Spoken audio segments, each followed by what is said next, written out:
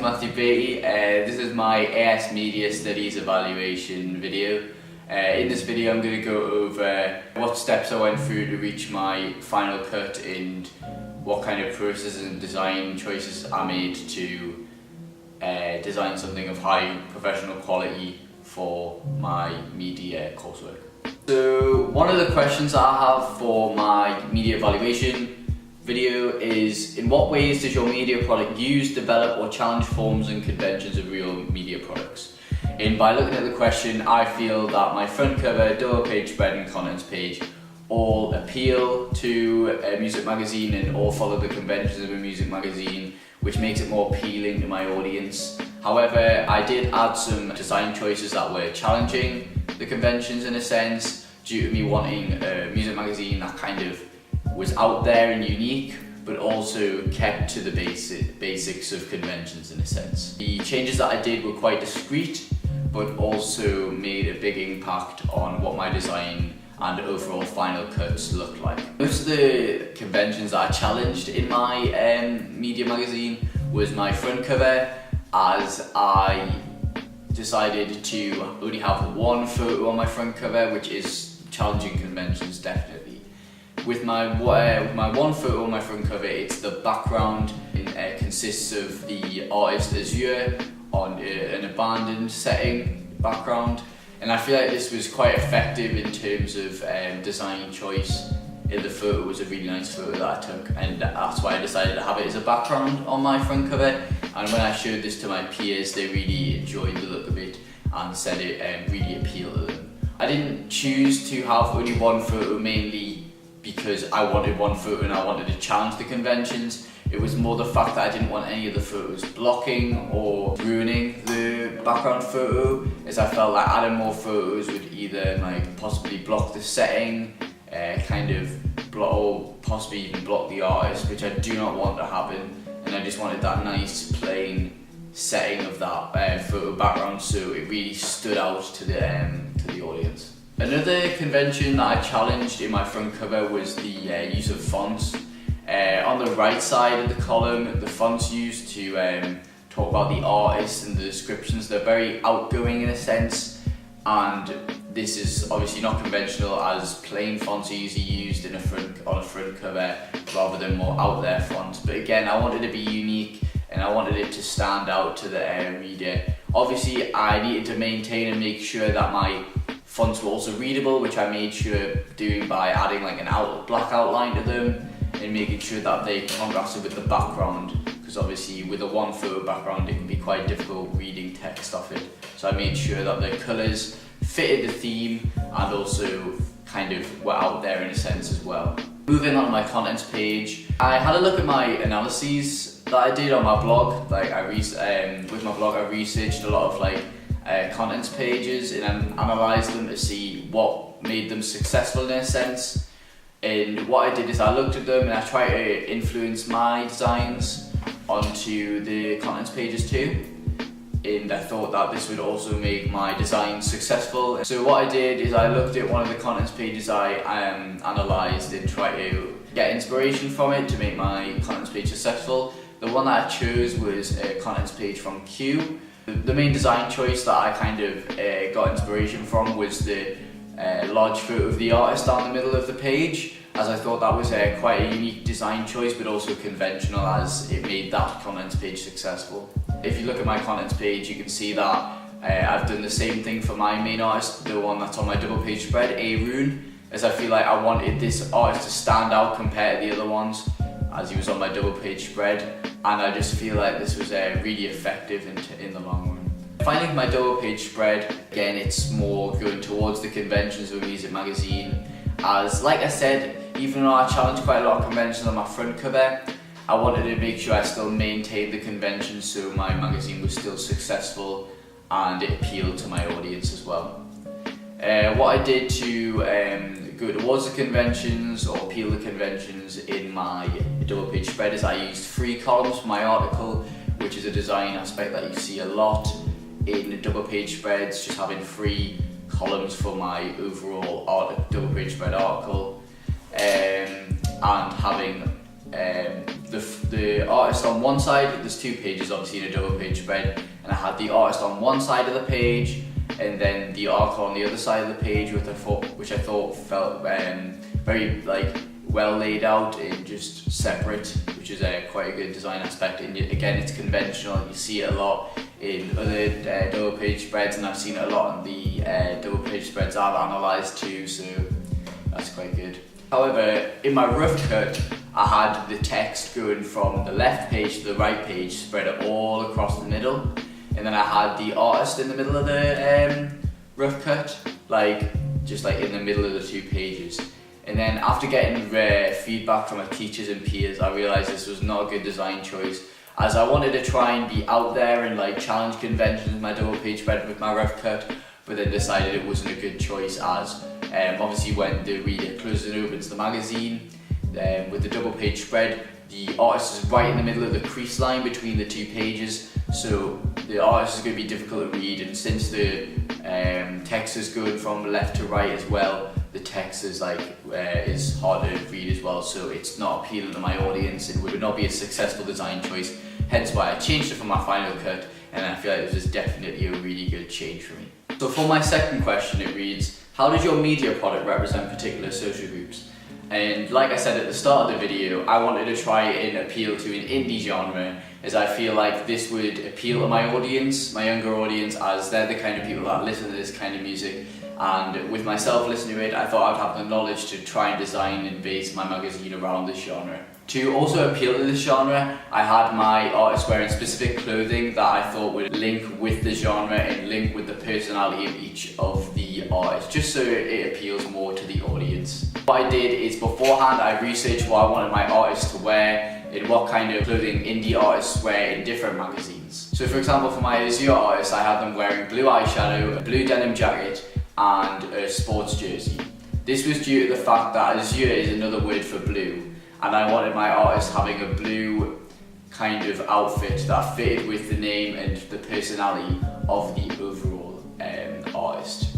So to link in with this, I made sure to use blue clothing that also fit the indie genre, as I felt like the denim jacket and the sports jersey worked very well, and I researched this kind of outfit in my blog and try to implement this into my artist. For Aaron, the artist that's on my contents page and double page spread, I actually ended up changing his quite a lot, as I felt like the first photos of him didn't represent the indie genre as much as it can. So what I did is I had him in my final cut wearing a cap, as I felt like this appealed to the indie genre. I made the photo of the artist stand out even more.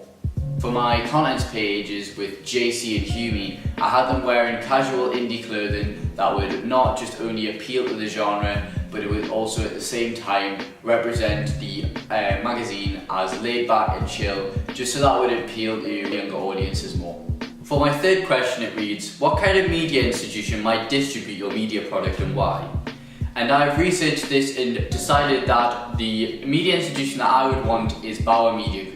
Bauer Media Group is a European-based media company that manages over 600 magazines, 400 digital products and 50 radio and TV stations. This is not the main reason why I decided to choose this as my media institution to publish my magazine. However, it did support and persuade me more to choose this. The main reason I actually chose Baty Media Group as my media institution to produce my magazine is due to the fact that they actually publish Q, a music magazine that I have took inspiration from when designing my music magazine. So I feel like my magazine would fit in with having Baty Media Group as an institution to produce it. Another question that I have for my media evaluation is who would be my main target audience for my music magazine, and to answer that, my music magazine is appealing more to younger/teenage audiences, specifically 14 to 21 year olds.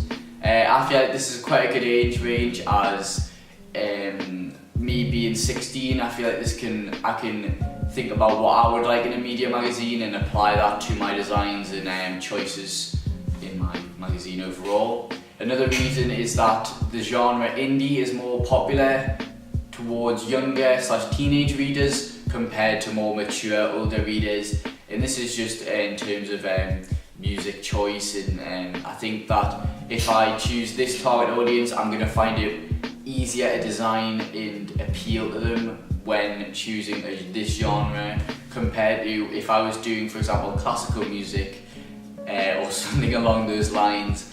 That would be appealing more to a mature and older audience. In example, if I was doing a classical magazine and I had a younger audience, it would not appeal to that audience, and it would be quite difficult to design and appeal to that audience while maintaining that genre. So that's why I've chose a younger / teenager kind of audience, like youth audience, because it will also fit the genre of my magazine. My next question is, how did I attract / address my audience in my music magazine? I made design choices that appeal to that target audience, so then my magazine will be more successful in terms of the appeal to my target audience. Things that I did was, an example is implementing social media on my double page spread in their contents page. This had like logos of social media links on on these 2 pages, and I feel like this also broadened the kind of different platforms that my audience can have a look at my media as well.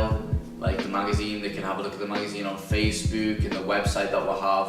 And for example, if I did this with a mature, more older audience, this might be not as effective as younger / teenage audiences are more likely to use these links compared to older audiences. So this was a good reason why I applied social media links to my design. I also had a lot of bright colours and stuff like that in my media magazine sections. So my front cover, contents page, double page spread, everything stands out in bright colours, really appeal to the younger audience as they're there for something to stand out, rather than, for example, an older, more mature reader maybe looking for a specific artist or something to like for them to read about. But with a younger audience, they're just looking for something to stand out, and that's more exciting and exhilarating compared to other media magazines. Another way I attracted my audience was that my target audience was not only from 14 to 21-year-olds, but it was also male and female. So to try and attract both genders, I try to use a unisex artist in my magazine. For example, Azure in my magazine, she's female, but then Arun's male, and I feel like using a mixture of different artists in terms of gender in my magazine makes it more diverse and appealing to more people, generating more sales and just making it a more successful magazine in the long run. Another thing I did to try and attract / address my audience is have a various number of polls that kind of had design choices in them and what they as an audience preferred. So for example, I would make the poll and I would send a link to people of that age range and get them to say what they prefer in the design or what kind of choices they would prefer. An example of this is when I was choosing the colour scheme for my text on my front cover. I couldn't decide whether I have a white and blue outlining colour or a black and blue outlining colour. So I made a poll and sent it to a few of my peers that then answered, and then I made that decision through what the poll said. So the majority answer was that the black and blue was preferred, so I then used that in my final cut. This is just one of the many steps that I use to appeal to my audience and to attract them and just make them more interested in my magazine overall. What I've done is I've interviewed a couple of people from the age range of 14 to 21 that are male and female, and I've just asked them a few questions about the magazine and what they think about it. For example, the colour, the language, and what they just like overall about it. So yeah. So what do you think about the colours on the music magazine? I like the white colour of the text, creating a good contrast against the darker background, and it also allows for the images to stand out a lot more, making it easier for the eye. They're very contrasting, they stand out well, and you can read everything well. Very simplistic, and they fit with the theme very well in the magazine. What do you think about the images on the magazine? Really good. I think it fits the genre quite well. The photos are definitely unique to each other, and they suit the artist's type of music. I think they're really nice. Like, they're all different in their own little way. It does like sort of tie in with the theme of everything. What do you like about the language? The language it's very casual and flowy, so it's easier for the reader to read. It was quite good, like as in you can easily understand I it. think that also suits the codes and conventions of this genre, and it really relates to what he's trying to get across. Simplistic but easy to understand for the reader, and very descriptive. So what do you think overall about the magazine? I like each of the artists' unique story because it makes it a lot more immersive and diverse for the reader. I quite like that it's got its own little identity with the font, the colours and the pictures itself, and you can really tell that it's like an indie sort of magazine. I just really like the fonts used because I think they're quite unusual, but I think that's challenging the conventions in a sense, which makes it just stand out a little bit more. Is there anything that you like specifically about the contents page? One thing I do like is that there is a main image with the sort of block you look at it is. So the main image is laid on top and actually and behind words text, which you wouldn't usually see, but I think it's really good how he's done it. It's very clever. The grey background is quite simplistic, but it's not in your face, so you're more concentrated on the images of the magazine instead of like anything else. It allowed you to get like a good idea of what the article was about. What do you like about the double page spread? I also like how it's an image dominated, so that the actual image fills up the entire page and then the text on top of that. I think that's very conventional for this type of style. And then obviously the three columns of text is also very conventional. It fitted with the article well. You could easily see what the article was about as a whole because each of the questions worded really well. The language is very casual and because it's like conversation-like, so it's a lot easier for the reader to read. Would you buy it if it was on shelves? Yeah, I'd probably buy it. Another question that I have on my evaluation is, what have I learned about technologies from the process of constructing the product? And I feel that I have used a lot of software and technology to kind of make the music magazine or the final cut to the best of my ability. And I wanted to make a really high quality product that would definitely be successful in the magazine market in a sense. What I did to kind of get to this goal is I used my own camera.